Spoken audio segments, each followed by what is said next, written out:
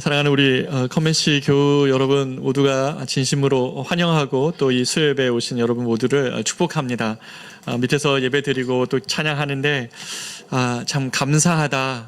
2024년을 주신 것이 감사하고 2024년에도 우리 귀한 성도들과 같이 이 신앙의 걸음을 함께 걸어갈 수 있는 것이 얼마나 감사한지 모르겠습니다. 혼자 걸어가면 걸어가기 어려운 이 믿음의 걸음을 사랑하는 우리 지혜들과 함께 걸어갈 수 있다는 사실이 참 감사하게 오늘 여겨지는 그런 기도를 아침에 여기에서 조금 전에 드리게 되었습니다. 우리 다 같이 오늘 주시는 말씀을 묵상하기를 원하는데요. 레위기 13장 47절부터 59절까지의 말씀을 우리 한 절씩 교독하고 마지막 절을 합독하겠습니다. 레위기 13장 47절부터 59절까지의 말씀입니다. 47절입니다. 만일 의복에 나병 색점이 발생하여 털옷에나 배옷에나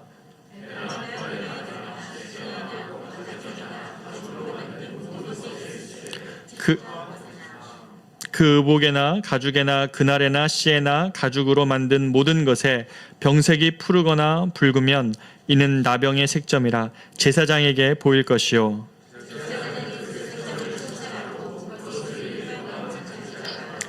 이래 만에 그 색점을 살필지니 그 색점이 그 의복의 날에나 씨에나 가죽에나 가죽으로 만든 것에 퍼졌으면 이는 악성 나병이라 그것이 부정함으로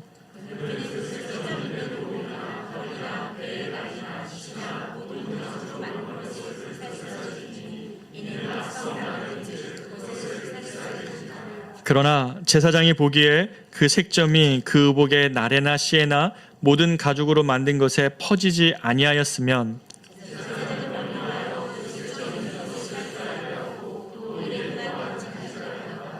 그 빤 곳을 볼지니 그 색점의 빛이 변하지 아니하고 그 색점이 퍼지지 아니하였으면 부정하니 너는 그것을 불사르라. 이는 거죽에 있든지 속에 있든지 악성 나병이니라.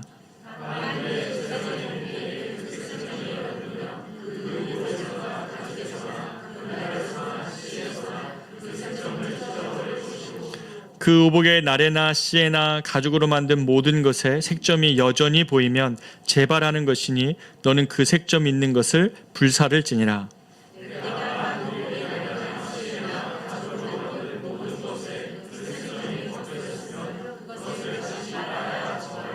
같이 있습니다. 이는 털옷에나 배옷에나 그 날에나 씨에나 가죽으로 만든 모든 것에 발생한 나병 색점에 정하고 부정한 것을 진단하는 규례니라. 아멘. 여러분 이 본문으로 말씀을 나눠본 적이 있으신지 잘 모르겠습니다. 그런데 오늘 이 본문이 레위기 말씀이 우리에게 주시는 매우 중요한 신년에 주는 교훈이 있고 또 말씀이 있어서 오늘 이 말씀으로 여러분과 나누기를 원합니다. 레위기 말씀은 잘 아시는 것처럼 여러 가지 각종 제사법이나 그 제사를 어떻게 드려야 되는 방법이나 또 정결규례 같은 내용들이 많이 나옵니다. 그래서 레위기를 그냥 창세기부터 쭉 읽다 보면 이제 레위기에 가서 항상 멈추고 또 고비가 되지요. 잘 이해가 되지 않고 또 이것을 한 3,000년 전 이야기니까요. 이 3,000년 전에 어떤 규례에 관련된 이야기니까 이게 BC 1500년경이거든요. 그러니까 지금으로부터 3,500년 전 얘기입니다. 그러니 이것을 나와 어떻게 도대체 연결시켜야 되는가라는 질문에 우리가 빠지죠. 레위기를 그래서 우리가 이해를 할 때에 레위기를 잘 설명할 수 있는 한 구절을 한 단어를 여러분께 말씀드리고 싶은데 레위기를 읽을 때 모든 것을 이런 관점으로 읽어보면 됩니다. 그것은 뭐냐면 거룩과의 동행입니다. 거룩하신 하나님과 동행하라는 그 관점에서 레위기를 읽는 것입니다. 무슨 말인가 하면 하나님께서 죄에 있는 인간에게 우리를 구원하시기 위하여 이 땅에 내려오셨습니다. 근데 하나님과 우리 사이의 거룩과 죄인의 이 간격은요 생각보다 어마무시합니다. 이 간격을 설명할 수 없을 만큼 하나님은 완벽한 거룩하신 분이고 우리는 완벽한 죄인입니다. 그런데 그 완벽하신 하나님, 거룩하신 하나님과 완전히 타락한 인간이 동행한다는 것은 이건 매우 어려운 과제라는 것이죠. 그런데 하나님이 인간을 구원하시기 위해 이 땅에 내려오신 겁니다. 그것도 이스라엘 백성들의 진중에 계시겠다는 겁니다. 이것만큼 어려운 과제가 있을까요? 내 옆에 태양빛이 만약에 있다고 생각해 보십시오. 여러분, 그 옆에는 가까이만 가도 아마 타버릴 겁니다. 거룩하신 하나님이 옆에 계시면요, 인간의 죄의 그 추악함이 다 드러나서 우리는 그분이 부담스러울 수 있습니다. 예수님께서 오셨을 때에 베드로가 뭐라 그랬습니까? 나는 죄인이로서이다. 나에게서 떠나시옵소서. 이게 정상적인 반응이라는 것이죠. 하나님과의 동행은 쉬운 일이 아닙니다. 더군다나 그분이 거룩하신 하나님이시기 때문에 그렇습니다. 이 거룩하신 하나님과 이스라엘의 이 백성들이 동행을 한다 그럴 때 이 관점으로 한번 우리를 보면 우리가 어떻게 하나님과 동행할 수 있습니까? 여러분, 거룩하신 하나님이 우리 안에 계시는데 그분과 동행할 자신이 있으세요? 그분은 거룩하셔서 우리의 죄를 다 드러내실 것이고 우리의 그 추함을, 어떨 때는 죄에 충돌하신 하나님이시잖아요. 그 주님과 동행할 수 있습니까? 이건 생각보다 어려운 일이고 아주 불가능한 일이기도 합니다. 그렇기 때문에 이 거룩하신 하나님과 어떻게 동행할 수 있는가에 대한 관점이 바로 레위기입니다. 그래서 레위기에서는 제사법도 나오고요, 우리의 죄가 있을 때 주님께 어떻게 나가야 되는지, 또 우리 안에 일상에 묻혀져 있는, 들어와 있는 죄를 어떻게 해결하면서 주님과 같이 동행해야 되는지, 이런 관점으로 쓰여진 것이 레위기라는 것입니다. 그래서 오늘 이 레위기에 관한 많은 이야기 중에 오늘은 특별히 이 나병, 문둥병에 관한 문제인데요. 13절에 보면 이 나병에 관한 규례가 13장 전체에 걸쳐서 거쳐 나옵니다. 13장 초반에는 사람의 몸에 생긴 나병에 관한 문제이고요, 13장 후반에 가면 어디에 나오냐면 옷이나 가죽 제품에 생긴 나병의 문제에 관한 이야기를 기록하고 있습니다. 우리가 읽은 것은 이 의복이나 가죽 제품에 생긴 나병 곰팡이에 관한 이야기예요. 설교의 내용을 치고는 이거 어떻게 풀어갈까 여러분 궁금하시죠? 근데 이 내용을 보면요, 그 내용이 뭐냐면 만약에 여러분이 가지고 있는 옷이나 의복에 또 털로 만든 옷이나 배로 만든 옷, 당시에 가장 이제 보편적으로 입었던 것이 배로 만든 옷인데, 털옷이나 배옷, 좀 값어치가 나가는 가죽 제품들에 만약에 푸른 점이나 붉은 점이 생긴 것을 보거든 어떻게 되어 있냐면 그 사람은 즉시로 그것을 제사장에게로 들고 가서 제사장에게 보여야 됩니다. 그러면 제사장은 그것을 관찰합니다. 그리고 그것을 7일간 보관을 합니다. 그러니까 7일 동안 그 곰팡이가 어떻게 변해져 가는 것을 관찰하는 것이죠. 그리고 7일 다음에 제사장이 같이 펴보았을 때에 그 점의 색깔이 여전히 붉고 푸른 것이 선명하면 그 균이 살아있다라고 여기는 것입니다. 그럴 경우 어떻게 되냐면 즉시로 불태우라는 것이 규정입니다. 그런데 7일 후에 보니까 그 처음에 생겼던 푸른 곰팡이, 붉은 곰팡이가 좀 엷어졌어요. 그러면 어떻게 되냐면 그 부위만 도려내게 합니다. 또는 그 색이 벗겨졌다고 하면 또 한 번을 더 검사하기 위해서 7일 동안 그것을 또 간직합니다. 그리고 난 다음에 빨게 하고 그거 다음에 정결한 것으로 사용할 수 있도록 조치하는 이런 내용들이 나옵니다.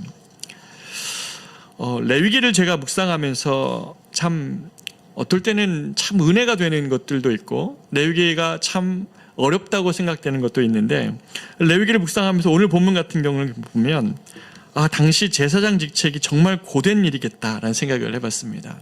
왜냐하면 끊임없이 이제 자기 차례가 되어서 성전을 섬겨야 되는 레위 제사장들은 끊임없이 매일매일 드려야 되는 피비린내 나는 그 제사를 매일매일 드려야 되죠. 그 성전 안에, 그 성막 안에 뜰은 동물의 비명소리와 피튀김과 그리고 그 살점과 설이 타는 냄새와 이런 것으로 연기가 매일매일 가득했을 것이고요. 또 이런 피부병에 결려있는 사람들 또는 옷에 곰팡이가 핀 나병인지를 판명해달라고 하는 수많은 사람들의 환부를 쳐다봐야 되고 그들의 피부병에 펴져 있는 옷들 이런 것들 다 봐야 된다는 것입니다. 뒤에 보면요, 우리가 읽지는 않았지만 나중에는 자기 집의 벽면에 펴 있는 곰팡이까지도 제사장이 가서 이것이 나병의 문제인지를 가서 확인하게 되어 있습니다. 그것이 나병이면 벽을 헐게 되어 있어요. 어떤 이런 규정들이 나온다는 것이죠. 근데 이런 레위기의 여러 규정을 이렇게 읽다가 한 가지 드는 생각이 있습니다. 이스라엘 백성들은 거룩이라는 것을 어떻게 생각했을까? 하나님과의 거룩함, 하나님과의 동행을 어떻게 생각했을까? 오늘날 우리가 생각하는 관점으로 생각했을까? 하나님이 레위기 전체를 통해서 거룩하신 하나님과 동행하라고 하셨던 말씀의 내용을 보면 의외로요, 이 내용이 거룩이라는 말이 추상적이지가 않습니다. 추상적이지 않는다는 의미는 뭐냐면 감정이나 생각이 아니라는 것입니다. 내가 거룩해지는 감정, 거룩해지는 느낌이 아니라 이 거룩하신 하나님과의 실제적인 동행을 하기 위한 몸부림이었다는 것이죠. 예를 들면 레위기 19장 2절에 보면 하나님은 모세에게 명확하게 이렇게 말씀하십니다. 너는 이스라엘 자손의 온 회중에게 말하여 이르라. 너희는 거룩하라. 이는 나 여호와 너희 하나님이 거룩함이라. 내가 거룩하기 때문에 너희도 거룩해야 된다는 겁니다. 그래야 이 동행이 성립이 되고 동행에서 가능하다는 거죠.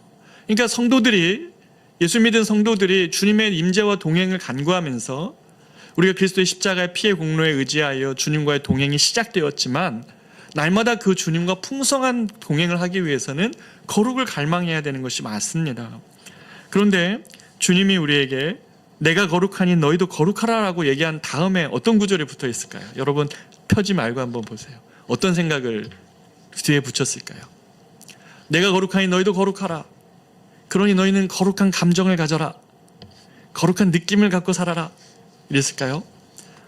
너무 놀라운 것은 뭐냐면 주님이 내가 거룩하니 너희도 거룩하라 라고 하신 다음에 첫 번째로 나온 말씀이, 한번 자막을 띄워주시겠습니까? 3절에 이렇게 붙어 있어요.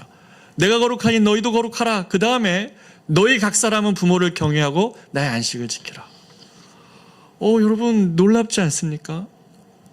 내가 거룩하니 너희도 거룩한데 너희가 나와 동행하는 방법은 너희 부모를 경외하는 것이라는 겁니다. 많은 크리스천들이 부모 경외의 문제를 소홀히 여겨요. 특히 한국에 같은 경우에는 제사에 대한 문제 때문에 부모에 대한 공경까지 버려버리는 것이 어떤 오해도 많이 받았죠. 그런데 부모를 공경하는 문제는 거룩한 문제라는 것입니다.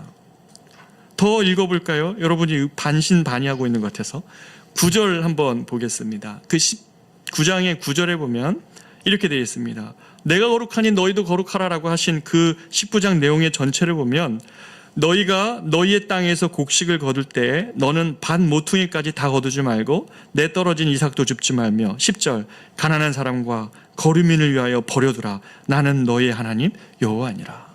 이 거룩에 관한 규정에 있어서 또 얘기하시는 것이 뭐냐면 너희 땅에서 곡식을 거둘 때에 네가 땅의 주인이냐? 그러면 곡식을 거둘 때 그 곡식 다 거두지 말라는 것입니다. 일부는 거류민과 너희 땅에 거하는 가난한 사람을 위하여 그것을 남겨두라는 것입니다. 이게 거룩하신 하나님이 너희도 거룩하라라고 하시면서 하신 말씀이라는 것이에요.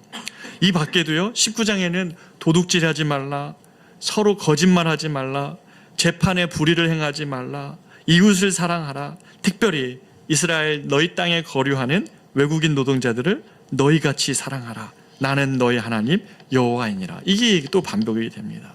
사랑하는 여러분, 하나님 말씀하시는 구체적인 거룩에 대한 이야기를 여러분 이제 이해할 수 있겠습니까? 거룩이 뭡니까? 거룩은 감정과 느낌이 아니라 거룩은 뭐냐면 주님과 동행하고자 하는 갈망입니다. 거룩은 뭐냐면 그 거룩하신 주님이 내 안에 오셨기 때문에 그 거룩하신 주님과 동행하고 그 주님의 뜻을 이루고자 하는 갈망의 상태가 거룩함인 것이죠. 그 거룩하신 주님이 내 안에 계시기에 그 주님의 뜻을 내 삶 가운데 이루고자 하는 것, 그 주님의 뜻이 뭐였더라? 이 땅에 있는 나그네들을 보면서 저들을 향한 주님의 뜻이 뭐였더라? 부모를 놓고 생각할 때 부모님을 향한 주님의 뜻은 뭐였더라? 어떤 이득을 앞두고 내가 판결을 해야 되는 재판장의 입장에 있어서 내가 나에게 잘해주는 사람에게 손이 굽어가지고 정의가 굽어진 채 이 사람에게 손을 들어줄까? 그럴 때 주님의 뜻이 무엇이었더라? 거짓말을 내 이웃에게 하면서 내 이익을 취하려고 할 때마다 주님이 내 이웃에게 명하신 주님의 뜻이 뭐였더라. 이것을 생각하면서 그 거룩하신 주님이 내 안에 계신다는 생각 때문에 그 주의 뜻을 이루고자 하는 나의 일상을 드리는 것, 바로 이것이 거룩하신 하나님과의 동행이라고 주님은 말씀하시는 것이죠. 거룩은 필링이 아닙니다. 거룩은요, 어떤 감각이나 그런 그 무엇이 아니라, 추상적인 것이 아니라 내가 거룩하니 너희도 거룩하라. 그러니 너는 너희의 생명을 준 부모를 공경하라. 안식일을 지키라. 이런 규정으로 가득 차 있다는 것이죠. 우리가 오늘날의 이 거룩에 대한 개념을 바꾸지 않으면 그리스도인들의 삶이 변화되지 않는 거룩을 이야기할 거예요. 삶을 하나도 변화되지 않고 주의 뜻을 이루지 않는데 거룩한 존재인 것처럼 목소리를 변화시키거나 뭔가 태도의 어떤 무엇으로 여러분이 자꾸 생각한다면 그 거룩하신 하나님과는 관련 없는 거룩일지 모르겠습니다. 거룩이 무엇입니까? 주님의 뜻 이루고 싶은 갈망이에요. 주님이 내 안에 오셨기 때문에, 나를 구원하셔서 이 땅에 오셨기 때문에 그 주님의 뜻을 이루고자 하는, 이웃을 향하여, 공동체를 향하여, 이 땅의 어떤 이 문제들을 향한 주님의 마음을 갖고 그 일을 행하고자 하는 열망, 그게 거룩입니다. 그것을 뺀 거룩은 주님이 말씀하신 거룩하고는 다른 거룩이에요. 사랑하는 여러분, 이 출애굽기 19장을 여러분 집에 가서 신명기 19장을 가서 읽어보십시오.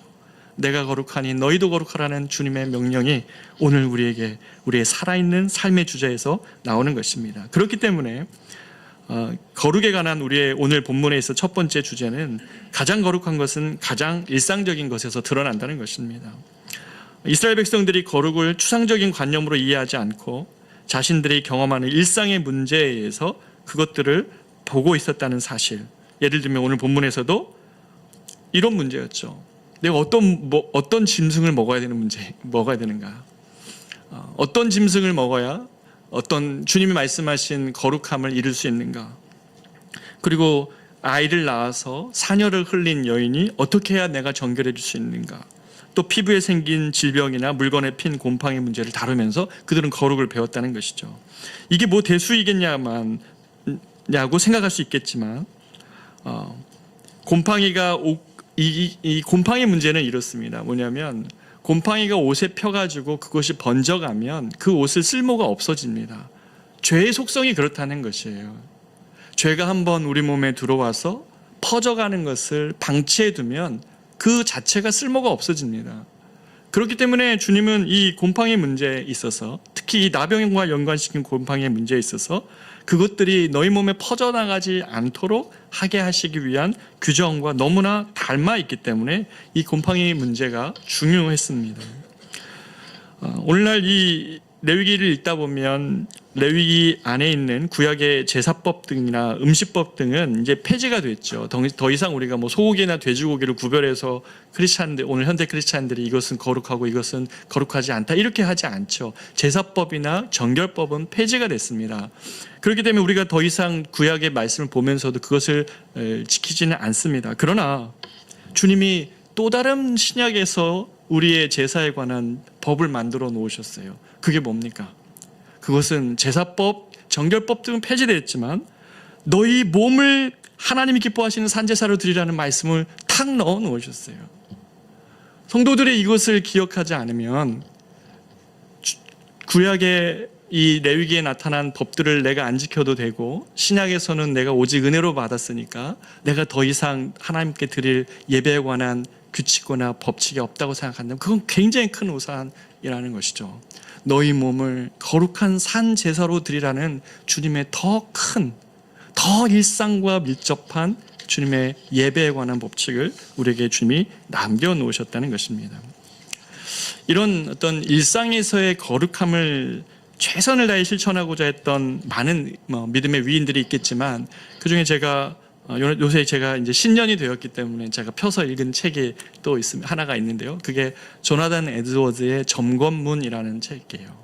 조나단 에드워즈는 17세기 때 미국의 부흥을 일으킨 장본인이고, 가장 뛰어난 지성인이자 가장 기도를 많이 했던 사람이고, 그로 인하여서 정말 미국의 그 대부흥의 기초가 되고 또 활화산이 되었죠. 근데 이분이 이제 본인의 삶에 대해서 조나단 에드워즈의 점검표라고 해서 그 표를 책으로 만든 책이 있습니다. 여기에 보면 7가지 영역을 나누어서 자신의 삶이 거룩한지 죄가 없는지 매일매일 점검하였는데요. 그 중에 몇 가지를 뽑아보면 이런 내용이 있습니다. 나는 오늘 하나님의 말씀을 읽고 삶에 적용했는가? 체크한다는 거죠. 그리고 나는 나를 드러내고자 스스로 괜찮은 사람인 척 한 적은 없는가? 기도하고 예배만 드리고 이웃을 사랑하는 일은 소홀하지 않았는가? 봉사와 사역만 하고 기도와 예배는 대충 드리지 않았는가? 나는 오늘 나의 가족을 존중하고 친절히 대했는가? 오늘 내가 한 결정과 행동은 죽음 앞에서도 후회가 없는가? 여러분, 이 외에도 너무너무 내용이 많아서요, 그 내용을 다 실을 수가 없었습니다. 그러나 이 조나단 에드워즈가 자신의 삶을 점검하는 내용을 보면 매우 구체적인 점검표를 만들어 놓고 그것을 매일매일 점검을 한 모습을 보게 됩니다. 사랑하는 여러분, 우리는 얼마나 결단을 하고 삽니까? 신앙에 결단이 없이 사는 분이 너무나 많아요. 죄에 대한 거룩한 주님의 뜻을 이루고자 하는 결단이 하나도 없는 새해를 맞는다면 우리가 어떻게 올해도 주님과 동행한다는 삶을 살아갈 수 있겠습니까? 거룩하신 주님의 뜻이 우리에게 명백한데 그것을 새해를 시작하면서 그 주님의 뜻을 이루기 위한 결단을 하지 않는다면 우리는 올 한 해 주님과의 동행은 또 영원한 일일지 모르겠습니다. 주님의 뜻을 내가 올 한 해 나의 삶 속에서 이루기 위하여 내가 결단합니다. 반복적인 것 있잖아요. 특별히 우리와 저와 여러분의 삶에서 하나님 기뻐하지 않는 어떤 문제에 대한 반복적인 우리의 연약함과 죄의 문제가 있다면 그런 부분 결단하지 않고 새해를 시작하면서 주님과의 동행을 어떻게 우리가 보장할 수 있겠냐는 말입니다. 사랑하는 여러분, 거룩의 문제도 죄의 문제도 추상적이지 않습니다. 여러분의 삶의 아주 구체적인 자리에서 주님을 위해 살아갈 결심을 하십시오. 죄의 문제가 있다면 그런 문제는 하나님 앞에서 정말 결단하는 저와 여러분 되기를 원합니다. 이스라엘 백성에게 거룩이라는 관점이 처음 들어온 것은 그들이 지난해 세워진 하나님의 임재의 성소였던 그런 지성소의 하나님의 임재로 시작된 것이 거룩의 관점을 처음 이스라엘 백성들이 갖게 됩니다. 그 이전에는 창세기의 거룩의 관점이 그렇게 나오지 않아요. 출애굽기에도요 그렇게 많이 나오지 않습니다. 그런데 이제 출애굽하고 난 다음에 성소회가 출애굽기 19장에서 하나님의 임재가 시작이 되니까 거룩이라는 관점이 무지하게 중요하게 된 것이에요. 그 이후로부터 그리스도인들의 삶은 이 거룩과의 하나님과의 거룩의 동행의 문제인데, 이처럼 하나님의 영 또 부활과 생명의 영인 성령이 우리 안에 진짜 계신다고 믿는다면 우리의 일상의 문제에서 하나님 내가 주님과 동행하기를 원합니다 라는 그러한 삶의 자리에서 그 거룩을 연습하는 저와 여러분이 되시기를 진심으로 축복합니다.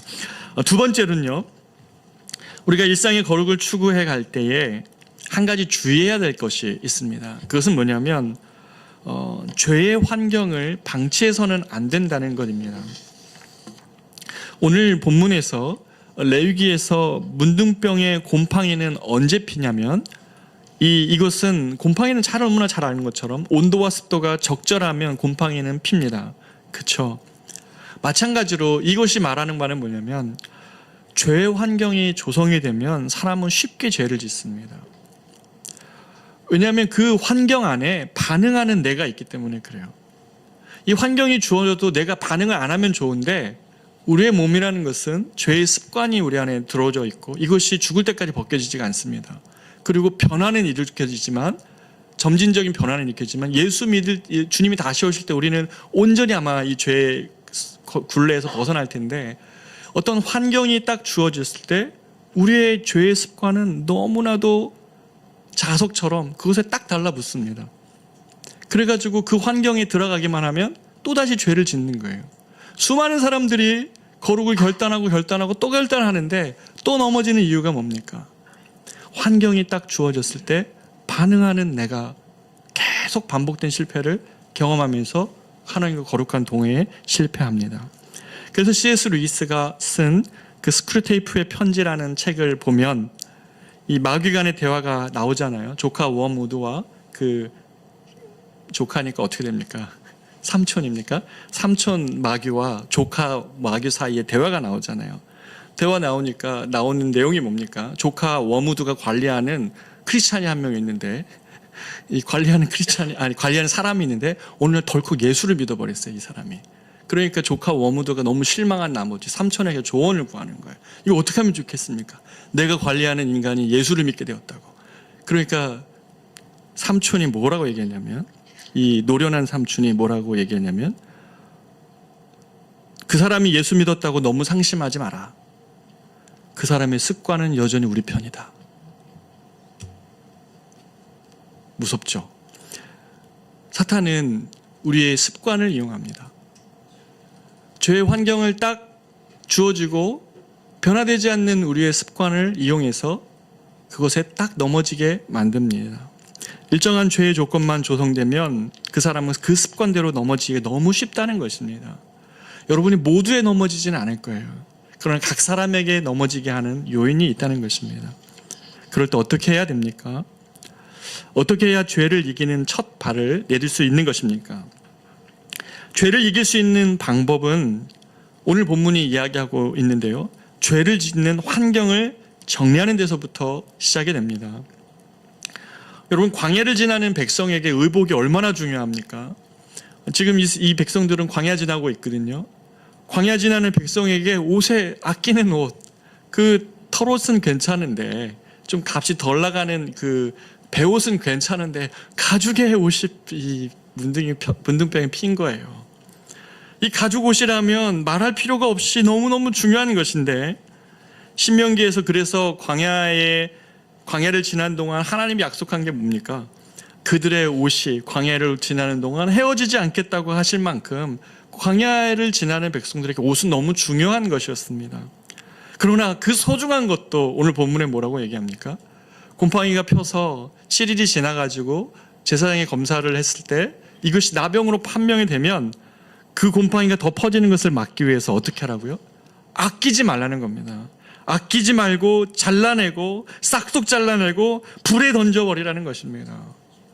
그 소중한 것도 하나님과 동행을 위해서 잘라내고 버리지 않으면 그것이 퍼져가기 때문에 그 소중한 것마저 잘라내버리라고 오늘 본문은 우리에게 말씀해 줍니다. 56절을 보겠습니다. 56절에 보면 빤 후에 제사장이 보기에 그 색점이 엷으면 그 의복에서나 가죽에서나 그 날에서나 씨에서나 그 색점을 어떻게 해요? 찢어버리라는 겁니다. 그리고 그 의복의 날에나 씨에나, 이 날에나 씨에나는 뭐 날, 씨 이런 게 아니라 그 우분 뭐라 그래야 되나요? 그 우분 엮은 겁니까? 우분 영어로 뭐라 해야 되지? 죄송합니다. 뭐 그러니까 니트 같은 것이기도 하고 짠 것이기도 하는 거죠. 그 니트나 짠 것, 이게 이제 날에나 씨에나 영어적 표현이 이렇게 번역을 하셨더라고요. 무슨 말인지 제가 한국말로 모를 만큼 어려웠는데, 이렇게 직조한 것이나 짠 것이나 이런 것들 또는 가죽으로 만든 모든 것에 색점이 여전히 보이면 재발하는 것이니 너는 그 색점 있는 것을 어떻게 해요? 불살라 버리라는 것이에요. 광야에서 그것이 아무리 소중해도, 내 삶에서 그것이 아무리 소중해도 너를 구원하기 위하여 이 땅에 오신 주님과의 동행보다 더 귀한 것은 없다. 내 인생을 구원하기 위하여 이 땅에 내려오신 주님보다 더 귀한 것 없기에 나를 습관적으로 넘어뜨리려고 하는 그것이 아무리 내가 소중히 여기는 것인지언정 그것을 싹둑 잘라버리고 불에 던져오리라. 그것이 주님이 주님과의 동행을 할 때에 우리들에게 명령하신 내용입니다. 사랑하는 여러분,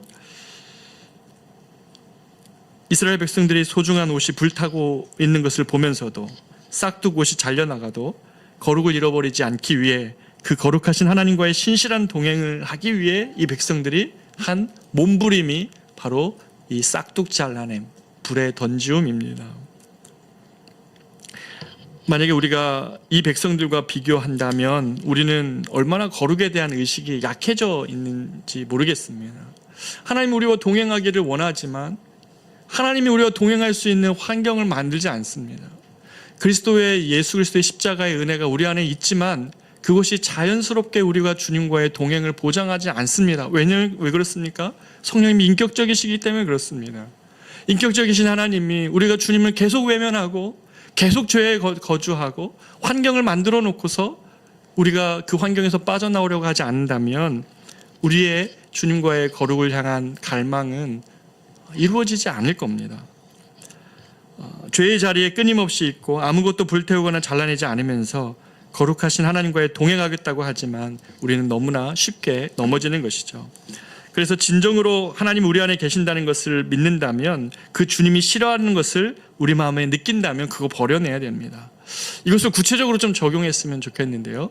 오늘 여러분 다 큐티 하셨죠? 오늘 신명기 1장에서 주님이 싫어하는 것이 뭐였습니까? 이스라엘 백성들이 가데스 바네아 앞에서 하나님이 약속하시는 것이 있고 하나님 내가 너희와 함께 하겠다고 하셨음에도 불구하고 신명기 1장에 보면 이스라엘 백성들이 그 가데스 바네아를 믿음으로 들어가기보다는 자기가 본 것, 자기가 경험하고 자기 눈으로 본 것에 모두가 다 현혹되어지고 갔다 온 사람들은 봤기 때문에도 그렇죠. 보지도 않은 사람들마저 불신의 어떤 하나님을 향한 불신앙이 온 공동체에 퍼져가지고 그것들을 방치하고 나오니까 주님이 뭐라고 하십니까? 그들이 한 발도 행동한 거 없습니다.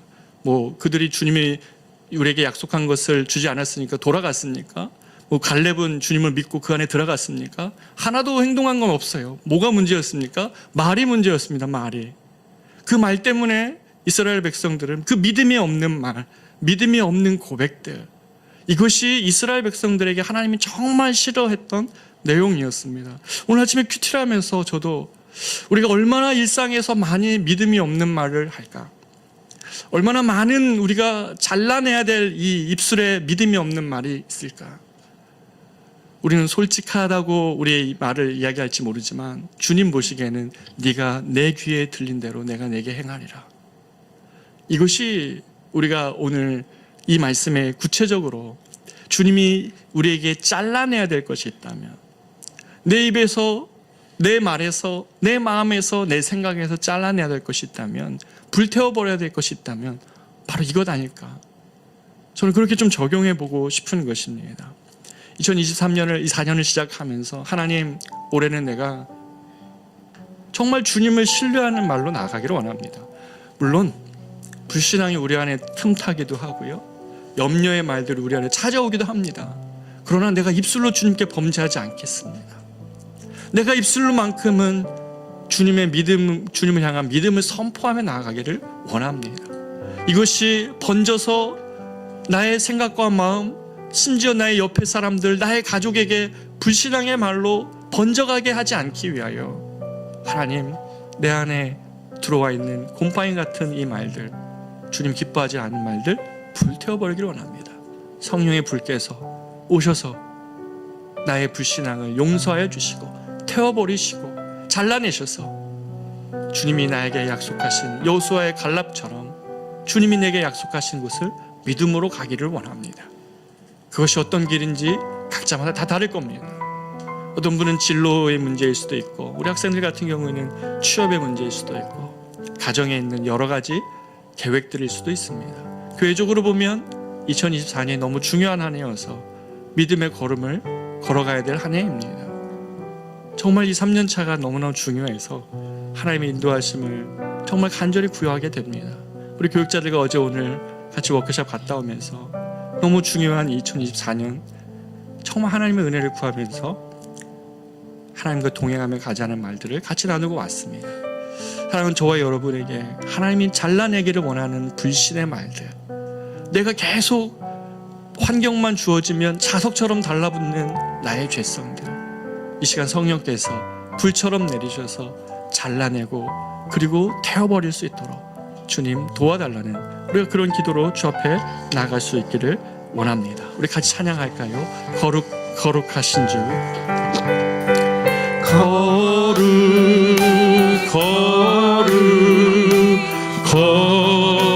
거룩하신 주, 전능하신 하나님,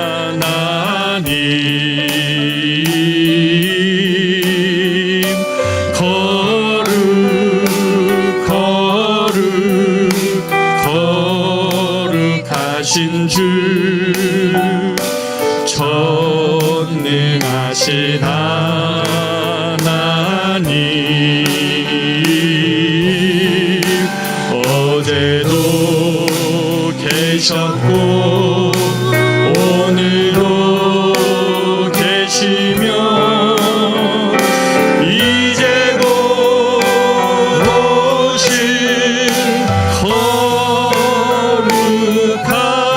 거룩하신 주. 다시 한번 고백합니다. 거룩하신 주,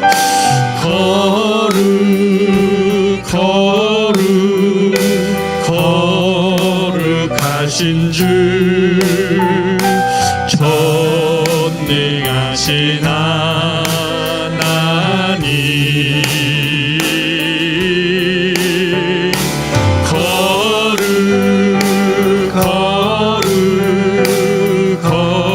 거룩하신 주, 전능하신 하나님,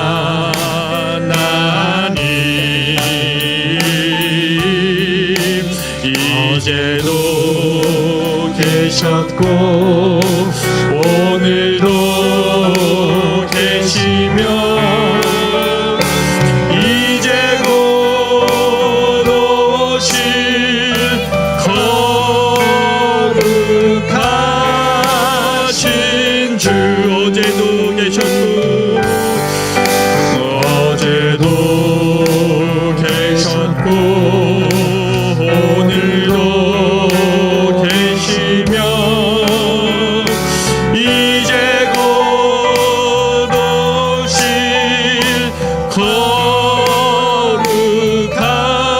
거룩하신 주. 사랑하는 여러분, 우리가 예수를 믿고 난 다음에 주님과의 동행함 없이 살 수 있는 사람은 하나도 없습니다. 그러나 이 주님과의 동행이 저절로 이루어지지 않습니다. 이스라엘 백성들은 매일 피의 제사를 통하여서 그 거룩하신 주님과 간신히 동행할 수 있었습니다. 그러나 우리는 예수 그리스도의 구원의 은총을 받은 큰 은혜를 받았습니다. 그래서 구원의 문제는 우리 안에 주님께서 큰 은총으로 해결하셨지만 그 주님과의 거룩한 동행함, 그걸 통한 매일매일 내 안에 있는 충만함, 기쁨, 밝음, 감사함은 이 거룩을 향한 우리 편에서의 노력이 필요한 것입니다. 여러분과 제 안에 오늘 이 신명기 일상의 말씀처럼 혹시라도 믿음의 고백들, 믿음의 말들 외에 하나님 기뻐하시지 않는 어떠한 고백들로 내 입에서, 내 생각에서 날마다 그것이 춤추도록 놔두지 않기를 원합니다. 잘라내버리고 불태워버리는 그러한 고백과 결단이 없다면 습관처럼 우리에게 달라붙어서 우리 또 하나님과의 동행을 실패하게 할지 모르겠습니다. 그래서 맨날 이 주변의 사람들을 불편하게 하고 정말 주변의 사람들에게 물들이고 또 주변 내 사랑하는 가족들에게 고통하게 하는 말들을 쏟아낼지도 모르겠습니다. 오 주여, 주여, 주님이 기뻐하시지 않는 생각과 말들을 내 입에서 거룩하신 분이여 이 시간 오셔서 태우시고 자르시고 주님 하나님 나를 새롭게 하여 주시옵소서. 우리가 이런 결단을 하며 이 새해 첫 수예배를 주님 앞에 드리며 나아가기를 원합니다. 기도하기를 원합니다. 기도하겠습니다.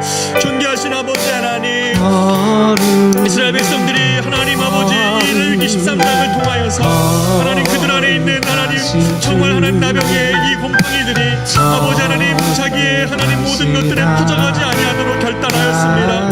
아무리 소중한 옷이고 아무리 소중한 가죽이라도 아버지 하나님 그것에 핀 것이 나병이라고 하나님 증거되어지면 거룩하신 하나님과 동행하기 위하여 그거를 불태워버리고 잘라내버리고 하나님과의 동행을 선택하였습니다. 사랑하는 아버지 하나님, 2024년을 시작하면서 주님과 동행함이 없는 하나님 그런 메마른 한 해 되지 않도록 주님 도와주시옵소서.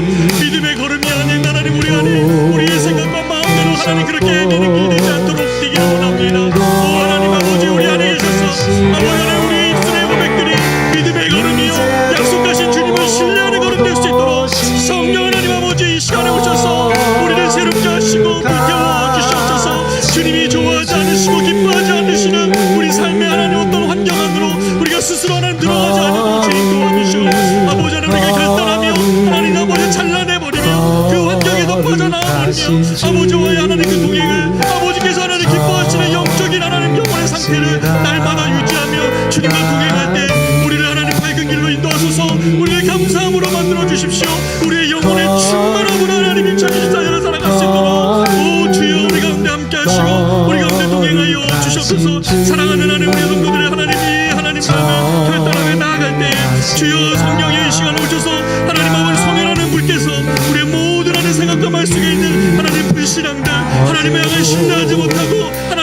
하나님 우리의 마음들 아버지 이 모든 것들 하나님 불태우시고 주여 하나님 우리를 새롭게 하여 주시고 당신의 손에서 하나님 우리를 사용하시는 2024년 될 수 있도록 인도하여 주시옵소서. 우리를 하나님 새롭게 하시는 주여 소멸하시는 분이시여 거룩하신 하나님이시여 오셔서 하나님 우리가 주님과 동행하고 하나님과 정말 친밀히 동행하는 2024년 될 수 있도록 우리 가운데 오셔서 아버지 하나님 역사하시는 주님 일하시는 주님 하나님 온전히 하나님 경험하는 2024년 될 수 있도록 성령이여 오셔서 성령이여 오셔서 우리를 새롭게 하여 주시옵소서. 오 하나님 아버지 주님 인도하여 주시옵소서. 주님 우리가 한 가지만 더 위해 기도하겠습니다. 하나님 2024년의 이 표어는 길을 내시는 하나님입니다. 광야에 길을 내시고 우리의 삶의 모든 정말 강물 같은 그런 은혜를 부어주시기 위하여 메마른 광야와 같은 그런 곳에서 길을 내시는 하나님이심을 우리가 송구영 신입을 통하여 우리가 듣게 되었습니다. 하나님 아버지 내 삶에 광야 같은 그러한 현실들이 있습니다.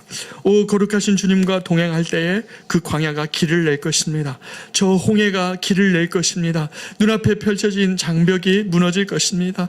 오 길을 내시는 주여 우리의 삶에 내가 하나님 정말 광야 같은 그곳이라는 것을 주님과 걸어갈 때 길을 내시는 주님이심을 믿고 나아갈 수 있는 2023년 될 수 있도록 주님 2024년 될 수 있도록 주께서 함께하여 달라고 길을 내시는 주를 우리가 신뢰하며 이 시간 한번 마지막으로 기도하기를 원합니다. 기도하겠습니다.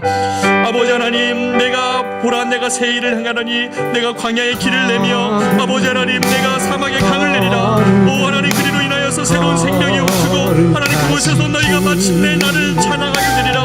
오 하나님 아버지 이사야 43장으로 아버지 하나님 우리 교회를 시작하게 하신 하나님 아버지 2024년에 우리 교회의 모든 걸음 위에 사랑하는 우리 성도들의 모든 걸음 위에 저들이 하나님 아버지 꿈꾸고 하나님 앞에 계획하고 소망하며 준비하는 모든 일 위에 아버지께서 강의 길을 내시고 광야에 하나님 불을 내시는 하나님의 역사를 경험할 수 있도록 인도하여 주시기를 원하고 기도합니다.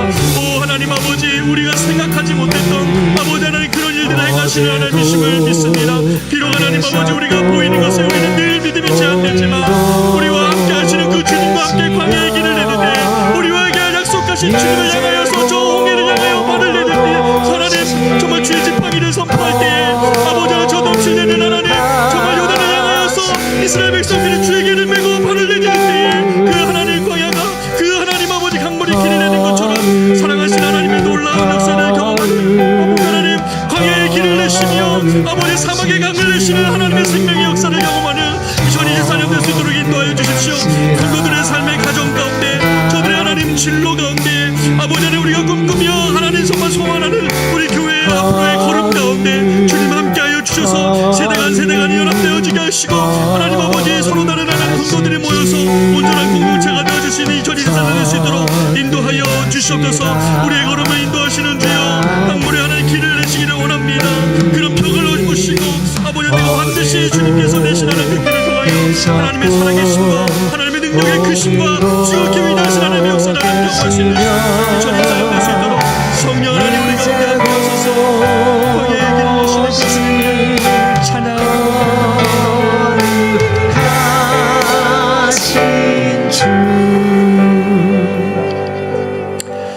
이제는 우리 구주 예수 그리스도의 놀라우신 은혜와 하나님의 말로 다 할 수 없는 사랑하심과 성령님의 불태우시고 소멸하시며 거룩하게 하시는 동행하심의 역사가 사랑하는 우리 성도들이 이 저녁에 거룩하신 그 주님과 동행하기를 결단하며 하나님 앞에서 불태우기를 원하는 이 기도 제목 위에 특별히 하나님 믿음의 그 고백을 2024년 동안 주 앞에 드려지기를 결단하는 사랑하는 우리 모든 성도들의 모든 결심 위에 그리고 방송으로 이 예배에 함께 참여하고 있는 모든 성도들의 그 처소 위에 이제로부터 영원토록 함께 있을지어다. 아멘.